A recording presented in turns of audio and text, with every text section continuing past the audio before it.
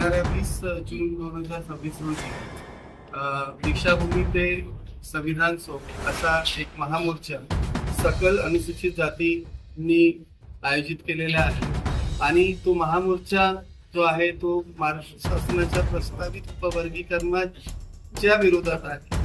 आम्हाला असं वाटतं की अनुसूचित जातीमध्ये उपवर्गीकरण करणं हा संविधानाचा अपमान आहे. संविधानाच्या बेसिक प्रावधानांना वगळून ज्या पद्धतीने जबरदस्ती उपवर्गीकरण लादण्याचं राजकारण महाराष्ट्र शासनातर्फे सुरू आहे त्याचा आम्ही धिक्कार करतो. त्याच्या आधी सुद्धा 3 मे 2026 रोजी आम्ही एक मोठं आंदोलन केलं होतं आणि त्या आंदोलनात उपवर्गीकरण नकोच हा नारा दिला होता. हजारो लोक त्या आंदोलनात आले होते. त्यानंतर सरकारला आम्ही इशारा सुद्धा दिला. आम्ही काही कम्युनिकेशन सुद्धा त्यांनी केलं.